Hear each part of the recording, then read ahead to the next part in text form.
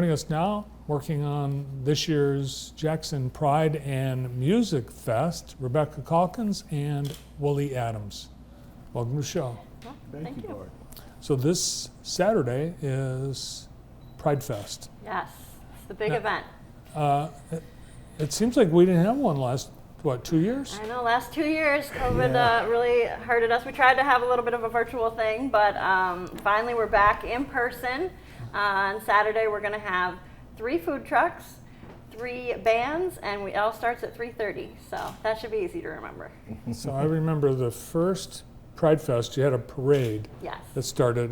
Is there a parade with So we're this? calling it a walk of pride Okay. because everyone that wanted to watch the parade is in the parade. So it's less of a parade than it's more of a walk, and we'll have people carrying flags and things like that. Just drag queens, all of that. Wear your fancy pride get-ups. I'm so excited to see how everyone comes out. So we're meeting for the walk in front of Consumers Energy. Okay. And we'll have a face painter as well. The roller derby is going to come and skate in the walk, so that'll be cool. So that walk is just going to go from Consumers to the park, to Blackman Park, and then we'll be at Blackman Park until 8 o'clock at night. What time does the walk start? The walk starts at 3:30. So anybody that would want to be watching the parade should actually just be walking in the parade. That's right. Yes. Okay. Yeah. The audience for the parade is the parade. Exactly. Yeah. And everyone is welcome to walk with us. Whether you're a member of the LGBTQ plus community, an ally, Jackson resident, you have a pulse, it doesn't matter. You are welcome to walk with us I think down. this is from 3 years ago. Yep. Yeah. Really a pretty large turnout. Yeah. I think a lot of people were surprised with how many people were in the parade and then participated in the fest. Yeah, I mean, the bigger parade like that, it takes a lot of coordination for that and a lot of budget. So that's why we had to tone it down to call it the Walk of Pride, which is a lot simpler. It doesn't require blocking streets and police and stuff like that. So, but still has a good effect. Yeah. Bring to that be energy. seen, visibility. Willie, the event is put on by the Jackson Pride Center. Tell us about that organization. Yeah, so that's been in existence for a few years now, and we are the advocacy organization for the LGBTQ community in Jackson. And one of the things I like to talk about as far as like our purpose is that we want to provide a safe space for LGBTQ people, and we want to make Jackson a more welcoming place for LGBTQ. So a little bit of dual purpose, that we want to have a safe place for people to hang out and be with people that they identify with and can have that camaraderie. But we also, of course, want to do advocacy work and make sure that Jackson is a safe place for the LGBTQ. Well, I think the city's passage of the non-discrimination ordinance was a hallmark event Absolutely. It for was. the LGBTQ community. Yeah. The Pride Center is it's not actually a physical place, is it? It is not. So what it is because over the past 2 years or so, even though we haven't been having Pride, we've been busy building up Pride Center, building a foundation as it relates to an executive board and electing board members so that we can sustain it. Because there was a time where it kind of languished out there and only one person was keeping it going. And I just want to give a thank you to Carol Baker Yes, because she kept this organization alive by herself. So we assisted her, kind of built things up.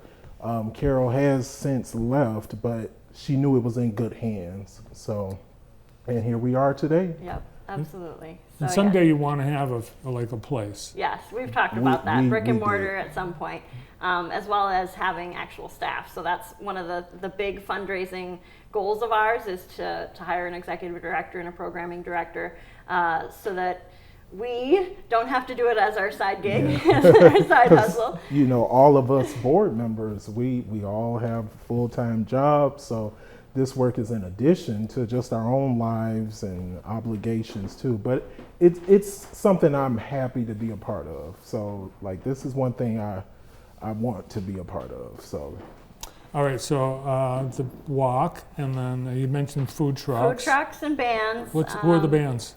Hold on. Shay Hallowell, Rolling Hills, and Code Blue. Is that Jackson's Code Blue? Yes. Okay. Yes, so they're all Jackson bands, or area bands.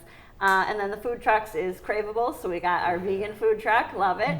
JR's and Junkyard Dog will be there. So we're really excited about that. And of course, thank you to our sponsors. Our presenting sponsor is Henry Ford Health, but we also want to thank AARP, American One, Community Action Agency, Dawn Foods, and Consumers Energy for sponsoring this year.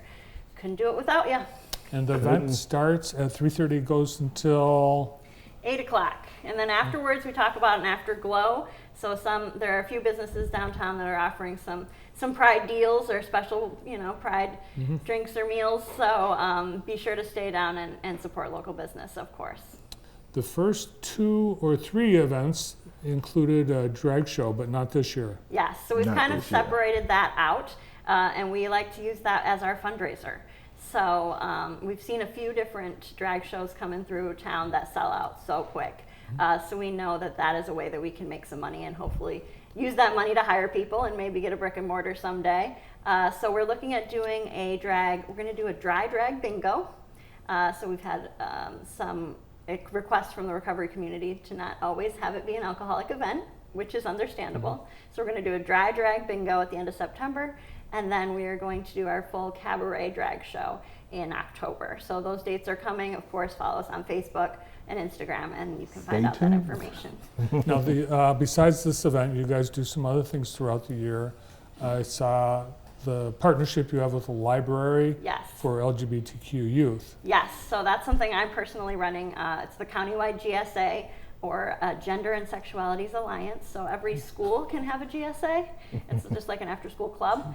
But we decided to create a countywide one, both for people that kids that may be homeschooled or that are just not out at their school and would prefer to come to the library, the central location. So we're meeting the second Thursday of each month at the library for the GSA. This is just a social club. We're going to play board games, that sort of stuff, watch movies. And then the fourth Thursday of the month, we just started a YA book club. So we're calling it Reading the Rainbow. And it's young adult books that are focused around LGBTQ topics. We just read Felix Ever After was the name of our last title. So that's gone pretty well. So that's the fourth Thursday of the month. You can find those things on the library's website and also on our Facebook and everything. And then at the same time, we're doing a parent support group as well. So the second Thursday of the month, they're meeting in a separate room so they can talk about some parenting issues as well. How big is the organization putting on Pride Fest? So we've got like a dozen board members.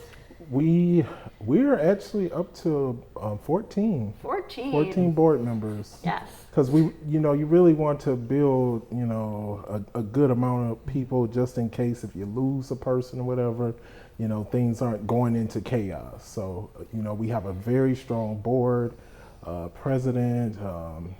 We still don't, our vice president isn't filled yet, but we do have a secretary and treasurer. We are excited. We are very excited. And it's just so important to have the Pride return because, Pride is just, when you're a member of a marginalized community like the LGBTQ plus community, it's great to be able to feel comfortable, to be seen and heard and feel safe around a bunch of people who support you, love you, and embrace you. So it's about visibility because sometimes you can feel a bit invisible when you're in a marginalized community like this. So it's great for Jackson to be just moving ahead, just like many other small cities, reinventing itself, becoming more inclusive of all. And I'm glad we're here to be able to be a part of that. So. And the event this Saturday, the whole family, all ages welcome. Absolutely. All ages. Family-friendly events. for everyone. Yeah. All right, we'll hope for nice weather. Yes. Yes. Fingers crossed. Yeah. Thanks for coming in and good luck Yep. with the event. Thank Thank you. you. Thank you for having us. It's Pride Fest 2022, presented by the Jackson Pride Center, and we thank two of the members of the center, Rebecca Calkins and